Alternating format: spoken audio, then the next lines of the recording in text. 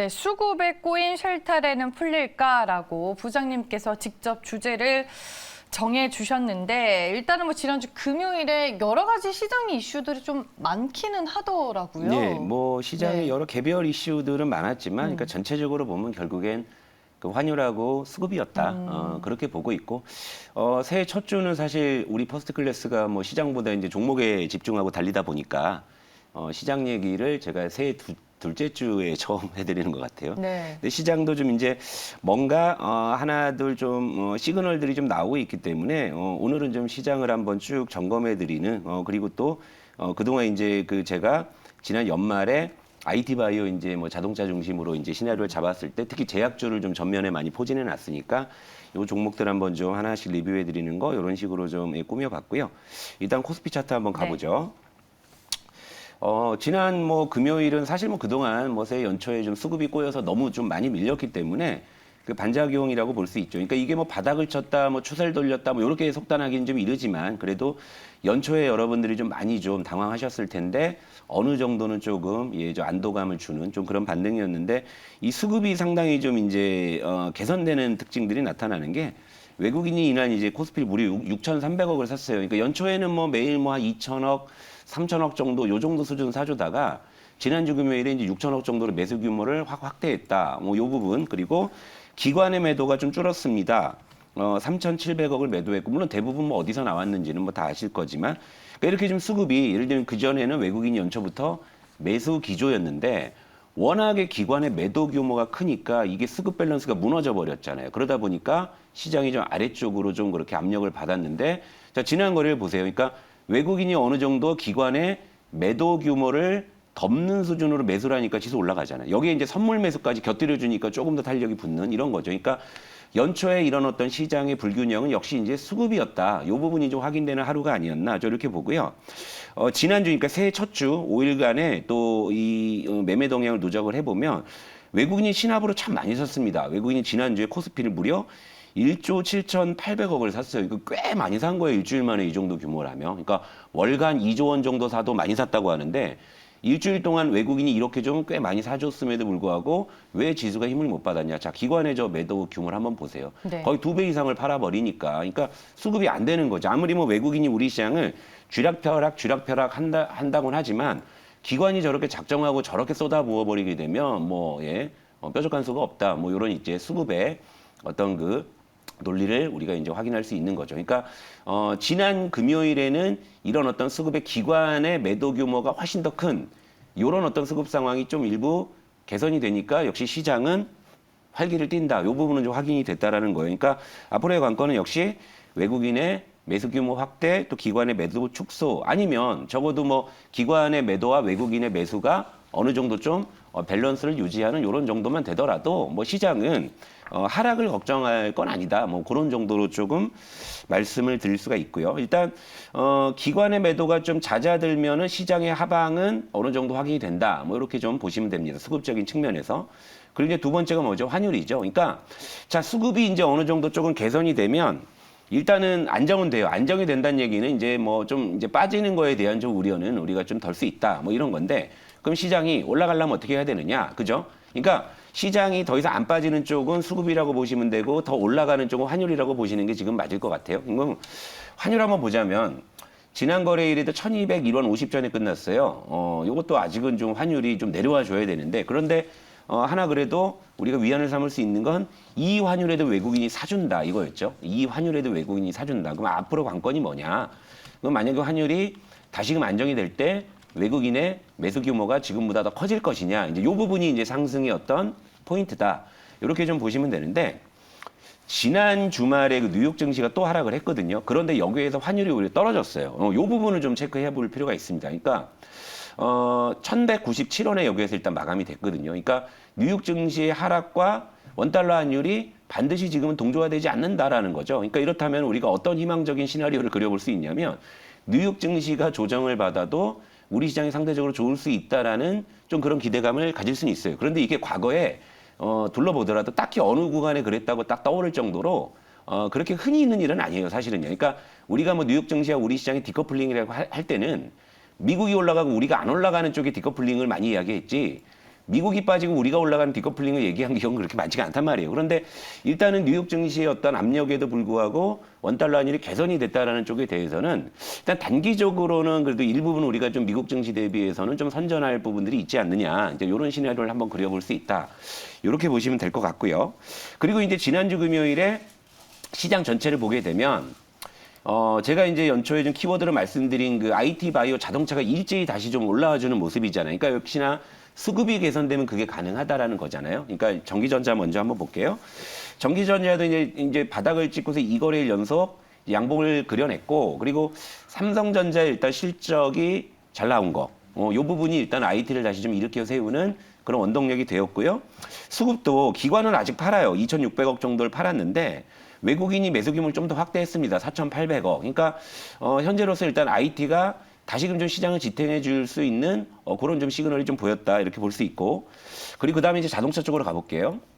자, 운수 장비. 얘는 좀 유별나죠. 좀 연초부터 확실히 좀 자동차가 IT나 바이오에 비해서 좀 차별화되는 흐름들이 좀 분명히 나오는 거는 분명해요. 그러니까 역시 이제 좀 자동차가 먼저 좀 일단 이런 색깔을 보여주고 있다라는 거에 대해서 주목하실 필요가 있고, 그리고 이제 여기서 우리가 운수 장비를 볼 때 하나 또 같이 보셔야 되는 게 이 운수 장비 업종 내에는 이게 조선주도 포함은 돼 있어요. 근데 최근에 네. 조선주 흐름이 괜찮았단 말이에요. 맞아요. 그런데 이게 운수 장비 업종 내에서는 조선주가 있기는 하지만 역시나 이제 그 자동차의 비중이 압도적이기 때문에 약간의 이런 업종에 왜곡은 있을 수 있겠지만 그래도 요 추세 그대로 읽어줘도 될 듯하다.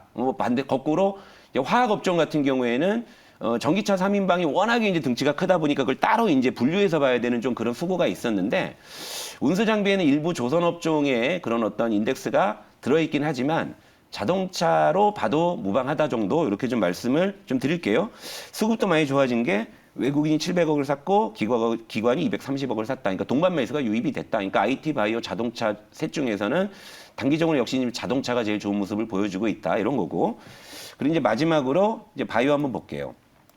바이오가 이게 지금 전저점을 깨버린 이유가 뭐냐면 결국엔 그거 같아요. 그러니까 수급은 그렇게 나쁘지는 않은데 결국엔 이제 이건 종목으로 가볼게요. 이제 셀트리온 먼저 한번 보고요. 셀트리온, 그러니까 이놈들이에요. 그러니까 시총상위 대형 제약바이오 3인방이 이 업종 지수를 깨는 거에 1등 공신이었어요. 그러니까 전기전자, 그러니까 IT는 삼성전자가, 그리고 자동차는 현대차가 어떻게든 동생들을 이끌려고 고군분투하고 있는데, 이 제약바이오 업종은 이 마트형들이 오히려 이러고 있어요. 이러고 있으니까 이제 업종이 이제 버거워지는 이런 상황이고, 그나마 이제 셀트리온 같은 경우에는 그래도 이제 이례적으로 이제 배당이라도 해준다고 해서 조금이나마 올랐다가 빠졌는데, 네.